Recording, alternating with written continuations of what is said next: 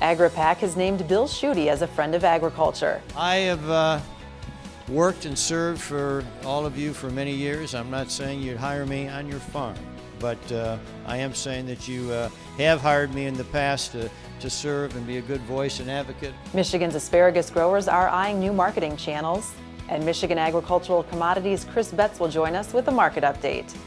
I'm Janelle Brose, and this is Farm News 5. Farm News 5 is brought to you by Ford. AgriPac, Michigan Farm Bureau's Political Action Committee, is endorsing Bill Schuette for Michigan's next governor. Farm Bureau named Schuette as a friend of agriculture, citing his understanding of the food and agriculture industry, his support of Michigan's Right to Farm Act, and his efforts to feed the hungry.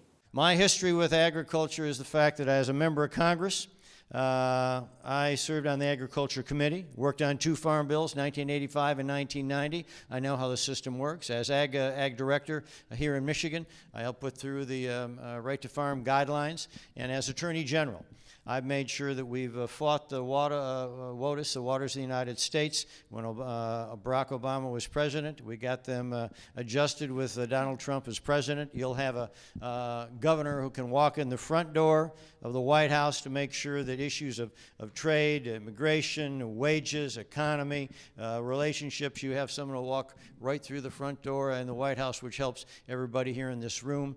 As Attorney General, I've issued a couple of Attorney General opinions concerning that the Right to Farm law preempts local ordinances, which I think is important and consistent viewpoint in my philosophy. Also issued one concerning minimum wages, so exempting small farms. In your AgriPac questionnaire, that his opponent, by not participating in the process with us, sent a very clear signal to agriculture as an industry. I feel as though we've been kind of blown off. AgriPac, in cooperation with County Farm Bureau candidate evaluation committees, vet and endorse the candidates who best support Farm Bureau policy and agriculture. I think the Farm Bureau endorsement is more important in races where it could flip one way or the other, because we have taken the time to vet the candidates and find out which one truly is in favor of agriculture, who's going to support us during their term of office and provide, the best outcome for our industry. Michigan farmers are invited to attend the Farmers for Schuette campaign rally Friday, September 21st near Portland, where they can pick up signs and campaign gear.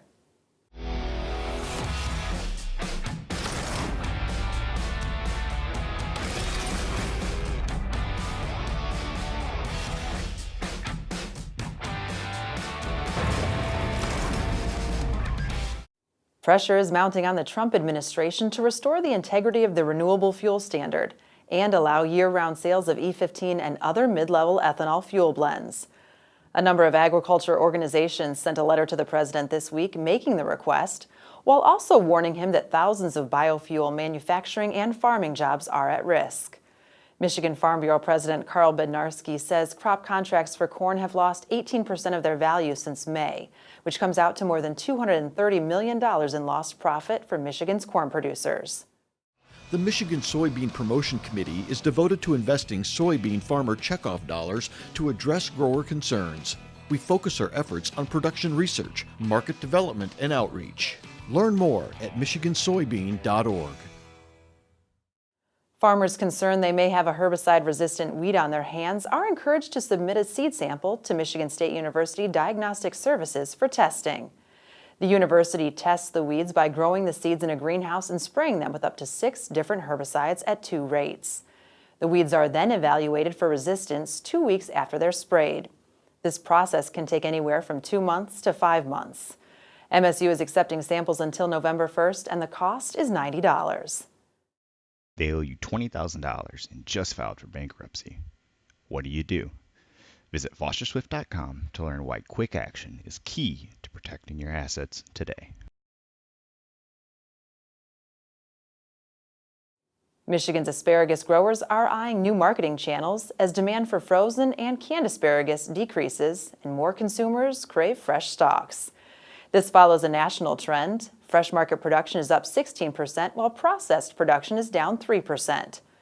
This year, Michigan growers harvested 238 million pounds of asparagus, good for nearly 1/3 of asparagus production in the United States. With a look at the latest market activity, here is Michigan Ag Commodities' Chris Betts. Thanks, Janelle. The latest USDA crop production WASDE reports were the big news for ag commodities this week.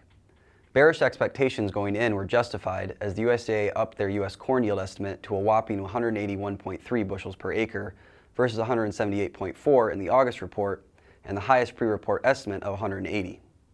Soybean yield was also increased to 52.8 BPA, which was just above the average pre-report estimate.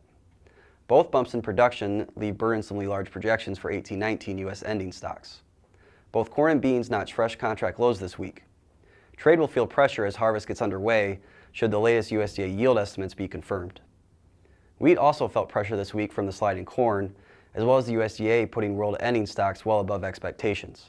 This largely thanks to Russian production being increased and exports left unchanged at 35 million metric tons. For more market information, go to michag.com. With Michigan Agricultural Commodities, I'm Chris Betts. For more news and video, visit MichiganFarmNews.com and the Michigan Farm Bureau channel on YouTube. With Farm News 5, I'm Janelle Brose. Have a great week of farming.